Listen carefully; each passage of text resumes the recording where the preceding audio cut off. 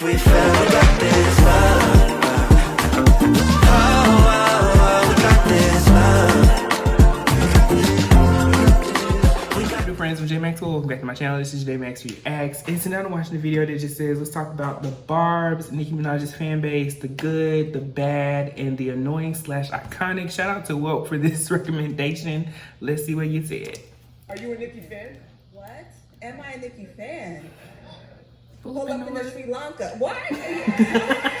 Barbs, the name for the fans of Nicki Minaj and one of the most notorious fan bases out there on the internet and in real life. You either hate the Barbs or you are a Barb. Known for being loud, boisterous, and aggressive towards people who speak ill of the queen of rap, the Barbs do not play when it comes with Nicki Minaj. I would know since I'm one of them and I'm a proud Barb true and true. If Nicki was our queen bee, B-movie style, then each Barb is a buzzing worker bee whose sole purpose is to protect our majesty at any cost. Nothing escapes our attention. No digs, drags, or Twitter critiques. Say the queen name, you can get some L press, and you will get the Barb press as well because we don't let up. Whether you like them or not, you can't deny that the Barbs has had a pretty significant impact on pop and meme culture across the internet. And today we will be looking at the good, the bad, and the annoying of one of the most controversial and iconic fan bases out there. Today we will be diving into the Barbs. Calling all Barbs. Calling all Barbs. What even is this? If you are packed your story and live under a rock, or you were not listening on my intro, the term Barbs came from Nicki Minaj's most utilized alter ego, the Harajuku Barbie, and their female fans specifically started adopting the name Harajuku Barbies, which over time was shortened to simply be Barbs. And it became the universal term for all of Nicki Minaj's fans. There were other lingos used to refer to specific Barbs in Nicki's early years. Harajuku Barbies for the female stans, Harajukukens for the stans that are fat. Queen. Don't say it. What's his name? Queen. And boys for the straight male fans. But Nicki abandoned those terms and just used Barbs for simplicity. Stan culture and having a big fan base have existed way before the Barbs did. But what makes the Barbs different from those previous big fan bases was the Barbs were one of the first fan bases to grow in social media. As Nicki was also one of the first artists to really interact with her fans and cultivate her fan base on the internet through platforms such as MySpace and later on, Twitter. We have to note that no other artist back then was interacting with their fans the way Nicki was interacting with the Barbs. Other artists still held onto that old superstar way of interacting with their fans. They always felt somehow out of reach, an idea more than a person. Nicki, however, felt somehow more relatable to her fans, staying in touch with them and just talking to them. What's your name? What should I call you? Should I call you Bella?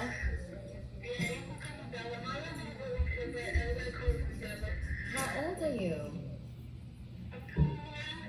Oh, you sound like a little bitty bug. Okay, so listen, Bella. I want to send you a shirt and I want to just say thank you for the love and the support. I'm gonna autograph it. Aww. Please get a pen. Can you help me? This gave Nicki a somewhat more grounded feel, which contrasted her more crazy-like persona in her early years, and this gave the Barbs a more personal connection with Nicki, which is one of the reasons why the Barbs really go hard for her. Though the Barbs were the ones who created stan culture, as Nicki only really became mainstream during 2010, whilst other artists already became mainstream by then, and had a more bigger and established fan base who started the grounds for online fan culture. Once Nicki became a household name by the early 2010s, and the Barbs became more fully formed, they took the idea of stan culture and they ran with it, as they molded and pioneered the way stan culture interacts today. Mainly residing on Twitter and most prominent on that platform, the word and concept of stan Twitter has now become synonymous with the Barbs. The Barbs have also taken over TikTok, with the hashtag Barbs having over 8.4 billion views, significantly more than any other fanbase on the app. As Nicki Minaj is a very loud and bold personality, it makes sense that her fanbase would similarly adopt characteristics of boldness and brazenness. Known for being volatile, hostile, and batshit crazy to anyone who even dares to come for Nicki Minaj, the Barbs have cultivated a certain reputation amongst themselves. On the more positive side, the Barbs have cemented themselves as one of the funniest fan bases right now, able to create trends and entertaining ways to promote Nicki's music. Barbs are constantly innovating on how they can promote Nicki through social media and even in real life. From placing pink wigs on their profile pictures for the Pink Friday anniversary, or with the newly recent trend of holding Nicki nights in clubs in different cities and countries, which are hosted by and put together by Barbs themselves, and even getting LLC, an album track of Nicki's fourth album, Queen, to go #1 on iTunes 3 years after its release because we were bored that Nicki was on hiatus. And those are just recent examples. The Barbs have, from the beginning, been absolutely visionary in their ways of trending and being on the spotlight. One of the funniest ways Barbs promoted Nicki's recent release of Do We Have a Problem was with the fake update accounts like these. And then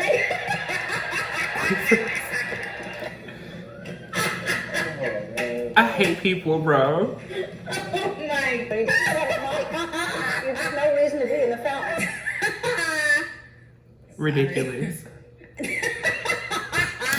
also the recent event of Nicki Minaj's visit to London and the footage of people chasing her and the Barbs putting filters on the photos making it seem like it was from the civil rights era. In 1954, Nicole Minj started the civil rights act movement. It all started when a white woman named Cardinal Beatrice III threw a rock at Nicole screaming, "All women in POC are roaches." Nicole held a protest where hundreds of thousands of people showed up in support of the equal rights movement. Unfortunately, Nicole was wrongfully arrested when a fake supporter pushed her and said she was in a whites-only area. Here's a clip of her fighting back, pushing for equal rights. I Here's literally was escorted to the despise car. people, bro. Here we have protesters chasing as the cops pulled away with Nicole. Nicole sued the county and won $23 million in damages. Her acts will go on to inspire people such as MLK and Malcolm X. For more facts, make sure to follow. Like, come on, you can't deny the Barbs are funny. That's part of Ridiculous. the Barbs' charm. They have a sense of humor that is uniquely theirs, and that's why people clamor to the Barbs. I mean, just look at the views of #Barbs on TikTok. Another trend that sprung up on TikTok, specifically around 2020, was the Nicki flag, where people ironically sported the Nicki flag and proclaimed Nicki Minaj as their president. I think the Nicki flag trend is a great segue to what I call the Barb trend. In recent years, being a Barb has become a trend, specifically on TikTok, and people started flocking towards the Barbs and Nicki Minaj for clout and easy content. I mean, I would know since I kinda did the same. My whole brand is about Nicki Minaj and my audience is the Barbs. But don't get it twisted. Unlike these people who are only after clout, that's not me. I'm also after money.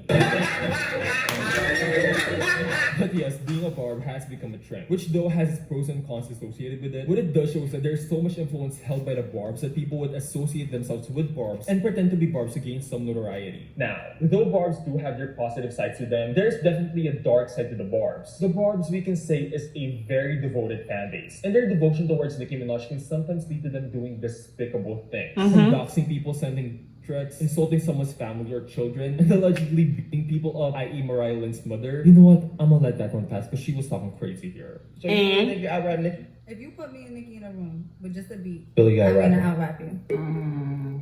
She's supposed to feel like that, but The Barbs' behavior sometimes do border on the more lunatic side. As colorful as the Barbs are in creating creative ways to promote Nicki's music, they are as colorful in coming up with insults and comebacks to people disparaging Nicki Minaj. Most of these comebacks border the line of being edgy and being downright offensive and insulting. I'm a Barb and even I find the Barbs annoying at times. Honestly, there's really no defending the Barbs here. I do think a lot of the Barbs don't realize how extra they are being sometimes. And this type That's of how I feel behavior about the don't Beehive hesitate to sometimes as here to well. Talk about Nicki Minaj badly. You know the saying, oh watch out, the Barbs are coming. And this is one of the reasons why Barbs even participate in this way of behaving. It also sort of backfires on the Barbs, as it encourages more people to talk badly about Nicki Minaj. Exactly. People looking for a response from the Barbs and clout. Which if you've been on the internet, you know there's a sizable amount of people looking for clout. The Barbs' reputation is now weaponized against them because once the Barbs do respond, everyone turns into a victim, even if they were calling to be dragged. And this can turn against Nicki Minaj as well. Reading this quote from a Teen Vogue article from Pablo de Don, they say, Nicki Minaj over the last 10 years has cultivated a space online that shields her from accountability. As a person who critiques music and culture and been targeted by her fans, it makes it really hard to talk about her or any of her adversaries in any capacity. I've been subject to harassment and bullying online as well as having my personal information revealed online just last year. And this is the type of shit that really irks me because as much as the Barbs are annoying and are hostile, the things that Pablo de Don said can be applied to not only Stan Twitter as a whole, but the entire internet in general. But somehow, this was Nicki Minaj's fault. She cultivated this type of behavior, disregarding the fact that Nicki Minaj was blocking her fans for going too far during her early years. When my fans and I first started interacting on Twitter, I used to tell them, do not drag people. I used to unfollow them if they dragged people and if they were mean to people. However, it's but so much my fans can take. It's like if you fuck with somebody and you keep on seeing people lying on them and hurting them and not giving them their props, you would be mad too. And my fan base is not like a fan base. We like family. I always say that.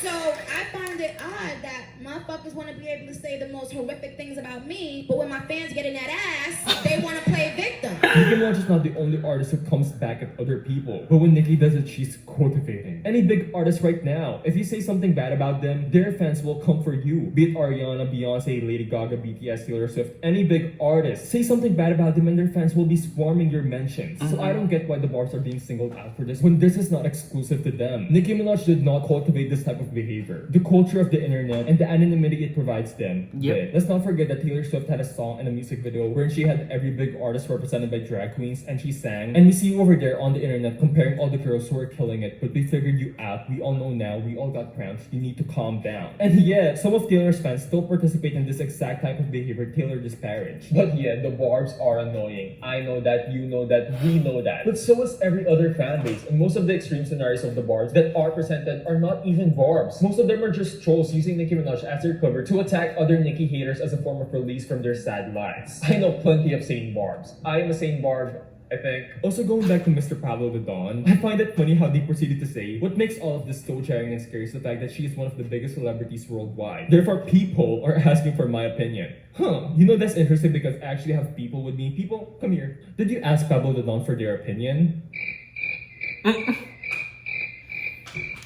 I compare people coming for Nicki Minaj as someone walking with all their jewelries out and in their nicest clothes on a bad neighborhood. What did you think was gonna happen? You're gonna get robbed. Obviously, theft is bad, but like, you really have no one else to blame but yourself. Same goes with the Barbs. If you come for Nicki Minaj, the Barbs will be there waiting for you. So don't be dumb. Don't come for Nicki Minaj if you can't handle the heat. Also, sometimes fans and stans see their idols as commodities instead of human beings. Thank you. And this stan Twitter in general as well. In the Barbs community, we call these types of people manager Barbs. The manager Barbs criticize every single thing about Nicki Minaj in her life, how she should post, what she should post, what types of things she should wear, what type of music she creates, how she lives her life. It's ridiculous. You know what's fine if you want to give your opinion on something about Nicki Minaj, especially as a fan. But what's not fine is for you to give an opinion on every single thing about Nicki Minaj. She is not a commodity, and you do not have dominion over her. You're a fan. Know a fan's place. Anyways, what unifies the Barbs, through their positives or negatives, is their love for Nicki Minaj. A lot of us Barbs became stans because of this genuine love and respect that we have for an artist that changed and shaped our lives. I was around 6 or 7 when I first heard of Nicki Minaj, and I watched all of her music videos, and she just represented this sort of freedom and colorfulness that I, as a queer kid, so desperately wanted back then. And I would guess this is the same story for a lot of the Barbs as well. I fully became a Barb during quarantine when I really had nothing going on for my life, and joining this community made me feel a part of something grander and bigger. And I mean, look at this channel. This channel alone can be a statement on how much power the Barbs has. There's only really a few artists with a big enough fan base to constitute an entire commentary channel for them, and Nicki Minaj is one of them. The Barbs really are something. They're crazy, they are terrifying, they're annoying,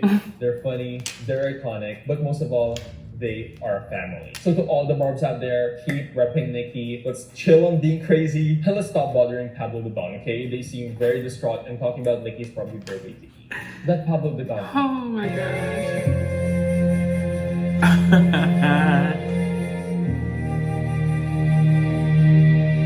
Not a moment of silence.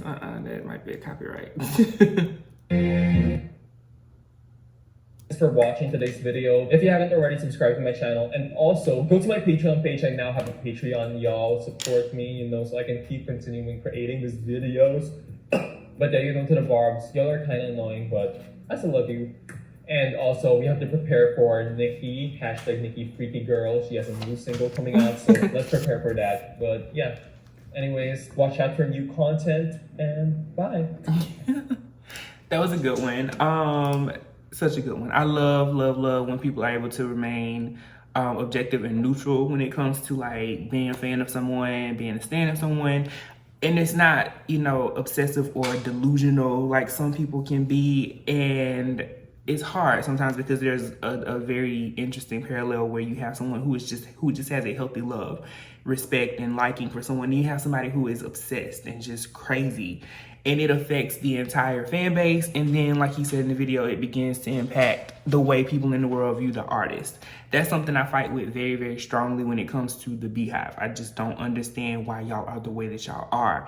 I get that you love her, but like, damn, you know what I mean? That's how I feel sometimes. I don't really feel that way about the Barbs because I think I don't know. I think maybe it's because I am a fan of Nicki. I'm not a Barb. I wouldn't identify as one, but like, I'm such a fan of her that I just don't pay attention to the fuckery. And then me as a person, I just don't care about it. When it comes to like the Beehive though, my issue with that particular fan base is just how many people's, just how sometimes it comes out a certain way. With the Barbs, I don't think it's that way, at least not to me. It's not my perspective or my interaction with them. Because I have a lot of friends that are Barbs.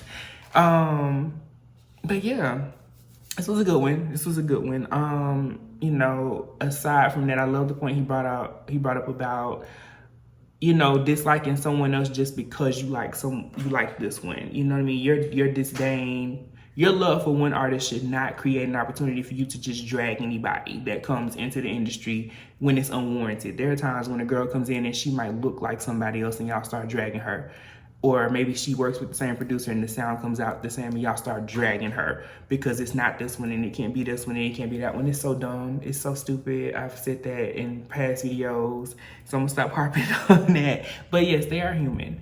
They are human. I love when you see the ones like her and even Beyonce that says, I really want y'all to calm down because this is not who I am. This is not what I stand for. And you know, I'm not encouraging this. So yeah, this was a really good one. Shout out to Nathyyy and shout out to Will for the recommendation. Y'all know I love stuff like this. I have some other longer videos kind of in queue to watch so that I can get to them. But you know, after taking a week off, I definitely needed some time to catch up and I'm trying to also stay current. So either way it goes, if y'all got more like this, send them my way. I'll make sure I watch them. Let me know your thoughts below. Comment, like, subscribe. Until next time. Peace.